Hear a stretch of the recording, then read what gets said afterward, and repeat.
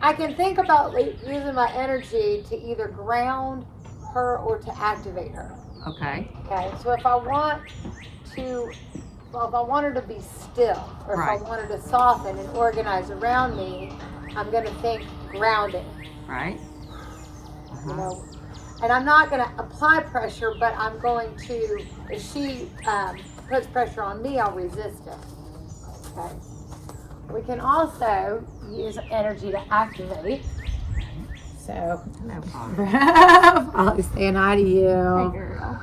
All right, but I'm trying to video Polly, so can you back up? So I can use my energy to ground and get her to soften around me. Or I can use my energy to activate her, to move her. Okay. Okay? So there, I set a boundary and then I used energy to ask her to move away from me. Okay. We can do both at the same time. So I can set a boundary and then ask for movement in an energetic way. All right. Like I can be grounding, like I want her to be still and grounded in my energy, but also create small movements with, little rocking movements. So right now you're rocking? No, actually, I was going to, but she's kind of wiggly, so I'm not doing anything with my hands right now. I'm just waiting for her to stop scratching. Just kind of get quiet. So do you have sound on? So I'm going to think about. Do you have the sound on right now or no? Yeah. Okay.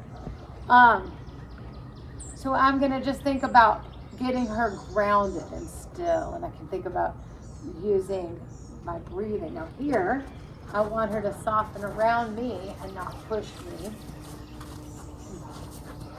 So I'm going to continue to just kind of ground and encourage her to be still. Hi. Can we try it again? So she got a little mouthy. I'm going to put my hand in the cheek and make sure I can set a boundary here and maybe a small movement. So again, I can use energy to create a movement. And when I use energy, it has a certain quality to it, right? So it has to go back to nothing.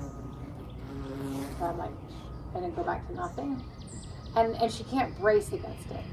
So I'm not like physically pushing her. So if I'm using pressure to create a movement, I'm not grounding and I'm not using energy to create a movement. I'm not like doing that energetic movement. And so we can teach horses to release the pressure. We can teach them to do that, but that's not what they do. That's not how they communicate. So they understand, if we're grounded or if we're activating, moving. So we don't have to teach them that. Okay, so I'm going to continue to offer just, again, a supportive touch, maybe some small movements. Oh. Holly, here. So here, I'm moving in the direction I want her to go, and I'm bringing the energy up a little bit as I go. So if she didn't move with me, I wouldn't push harder. I would activate more. And, if the horse is really stuck, you might need to wave a wand or a flag or swing a rope or, something like that. But you don't want to, again, using pressure is very different from active. Yes. So here again, I want her to step back just a little bit. Ooh, so I'm setting a boundary. I'm going to step towards. I'm going to add a little energy, and then I go back to nothing. So I want to be really clear about that. Okay. So now I want to play with just doing these little movements through her body. So when I think about creating a small energetic movement, it's light. It's like it's not pushing harder. I have to go really small. There's almost like a little bouncy quality to it.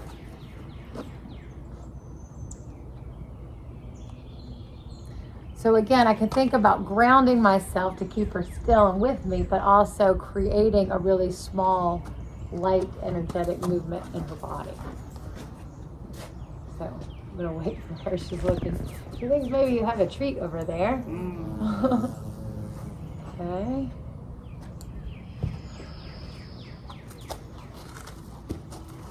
So if you were to show me your hand moving without it on her, how would your hand move? My hand? What would your hands be doing? Well, so I'm just creating a movement. My hands are, so my arms are like the branches of the tree. Okay. And my trunk is the tree, and we're moving. Okay. Kind of moving the whole tree. Okay. That's fine. All right, let's get in the camera. Come on. Come on. A little bit more. Good girl. Whoa there. Excellent. So there, you know, again, my position is stop. So my body language is stop.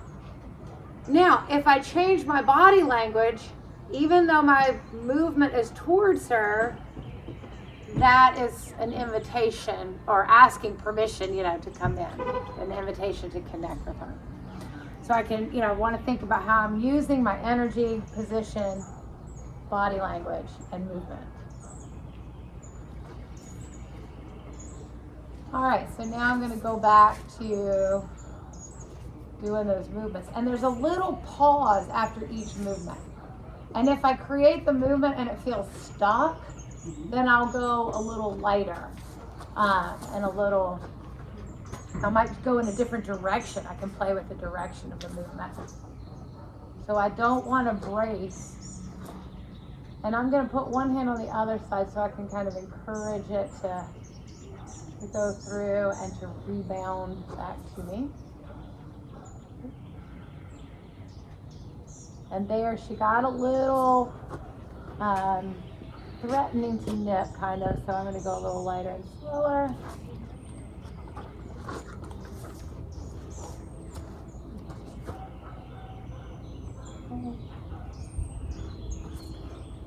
I know, we're approaching the season for fly spray. Yeah. So as I go lighter and slower, then I can start to, you know, add to that a little bit more. But this is going to be really helpful because when I'm riding, I want my horse to be able to bend through the ribs. And so I'm kind of mobilizing. I can think of softening and mobilizing throughout the body. So I don't want my horse's back to be locked and tight. I want it to be really flexible. And so I think I can create softness by mobilizing the skeleton and thinking about each little joint can move a little bit. And I can go to each rib even and do a little movement. So, you know, we know that with Polly, and I mean, Abby's very much the same, the more pressure you use, the more resistance you get. And so if you think about both, you know, being able to stay strong and grounded so she softens around you, but then getting her to release and soften and let go of that tension, because she'll get into fight mode, right? Her avoidance is pretty strong, but if we don't go there, if we have other ways to work with her, then I don't think that. I mean, I think she's going to be great. She's going to be, yeah, you do other things. You're so nice. You're such a lovely girl. So I'm just going to play with different areas.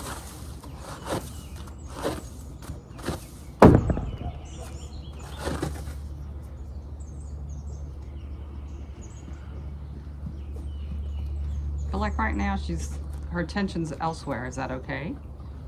Is it supposed to be focused on you? Because I want to, but eventually she'll start to tune into what she's sensing in her body, which is what I want.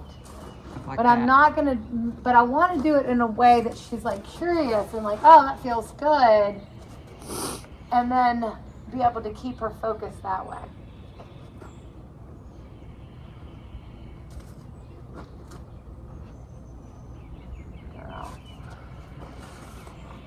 So when she moves here, I'm just going with her. I'm going to stay in position, but I can go a little lighter and go back to just the grounding touch without the movement. Okay. And there my hand goes to the cheek. So sometimes they'll get a little fidgety and then we'll see a big release. So that's pretty normal.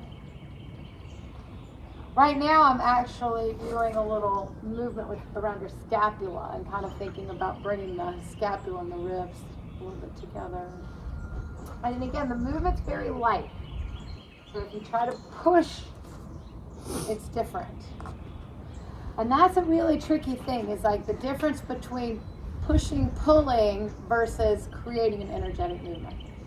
So I think of it like this, like, so the horse is like water.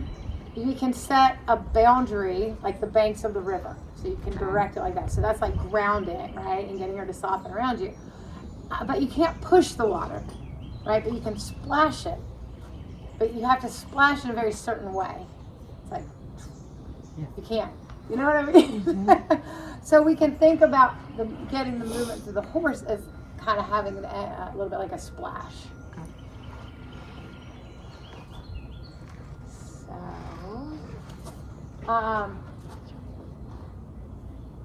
now let's see what happens if I come back to her sacrum.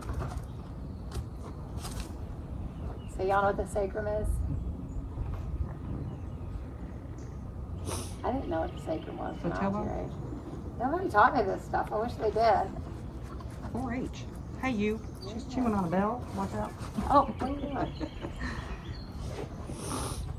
And again, that fidgety, mouthy stuff is kind of normal. For her. Yeah. But yeah, can I move the sacrum just a teeny weeny bit? Just the tiniest. And it's like I send the movement and then it comes back. There's a rhythm to it. You see what I mean? And then there's a little pause in between. So you're right at the point of where her tail comes into the soft tissue right there. And I'm going up, like I'm kind of going along the edge of the sacrum right now. Okay. So I'm doing it in a little rhythmic way. So I'm kind of sliding my hand a little bit and just going all along the edge. But your body stays centered, grounded. Yes, Just exactly. Just your arms. So again, I'm thinking grounded in my body and then creating that tiny movement. So you can do both at the same time.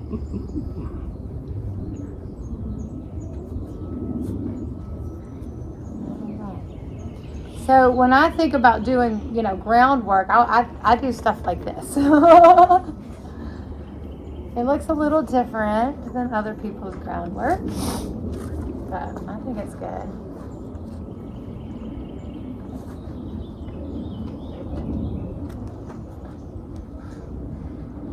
All right. And then, when she's soft and I can create those energetic movements in her body, it's going to be a lot easier than when I'm asking her to move. So here again, I'm going to back her up. I'm going to come to the front of the bubble. My position's in front. My movement is forward. If she doesn't move with me, I bring the energy up. And then again, each little movement's like a splash. And then we got to do another one. So it has to go back to nothing. All right. So if I want her to move this way, I'm going to come around the bubble, and I'll tell her to stop as I walk around, so that when I walk first, she doesn't walk with me, right? Now I'm going to put my hand here to the cheek, and I just want her to soften. That was super easy. But sometimes you'll do that and they'll brace and tense up and stuff like that. So I'll be able to do a nice, easy outside turn. And again, I'm not pushing. So my arm's like the limb of the tree. And then I'm just going to go with her. Oh, and there's resistance. So I just stay in position and wait for her to soften. So I can add energy, but I'm not going to push harder. Right? So, little girl. Now, whenever they're real stuck and we have a big brace like that, I'll put a bigger pause in when there's movement. So I'm not going to ask for more steps until we can do one really easily. What's up, girl? What are we doing? You silly girl. That, she reminds me of Abby so much. Oh, sassy girl. All right, so let's do that again. I'm going to come here, step towards, and I could add energy. I could, tap, spin a row, push a wand. I needed to. But this, to me, that's really important that I can just do that outside turn easily from both sides. And how important is it that you're able to do this without a halter on it? Really important. So I want to make sure that if she needs to move away, she can. Okay. So that she's self-regulating. All right. Because otherwise she'll have some internalized stuff. If I don't give her that flight option and she kind of freezes, then she's not shifting back into that parasympathetic state. Like there's something that happens in the nervous system when they are able to like run away or whatever. So if I don't let her, so then we might see a horse that gets more nippy, or they might kind of get shut down or more explosive, things like that. So she needs to move a one or two until she just doesn't need to move anymore. All right, so come back here, darling. You keep getting distracted. Come on, the camera's over here. Okay, so I made noise. So energy could be like more movement or noise. All right, let's see. Now, I'm going to use the wand for this next part. So she's very distracted, but I'm going to engage her by moving her forward. So I'm going to peek behind, and I'm going to push the bubble. Hey, now she's really stuck. Really stuck. So I want to be able to move her. Okay, so that's not working. She is stuck. I'm going to try one more thing. I'm going to come here and move her away. But that's going to be a problem if I can't get her to go forward when I push the bubble. Do we have a lunge one? Because I don't want to hit her with it. But what I want to be able to do is, make a little more noise and just get a clearer response. So she's pretty stuck. All right, so I'm going to, there. So this works better. So as soon as I get a forward response, I'm going to stop. I'm just going to use my movement and my position. But if she gets stuck, I want to be able to bring the energy up and get a response. And it's important that she believes me. So if I stop before she moves, I'm desensitizing her. Right. So right now I want to sensitize her.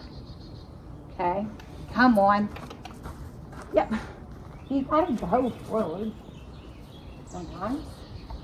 So if she's really stuck going forward, that's gonna be a problem, right? Okay, so let's try this again.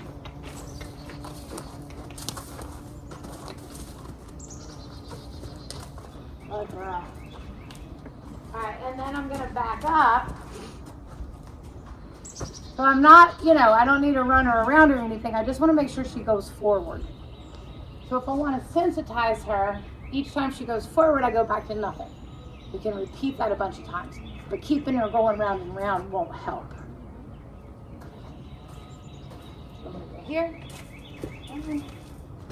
She went forward, so I'm going to pause. It wasn't as much forward as I wanted. So I'm going to ask again. Okay.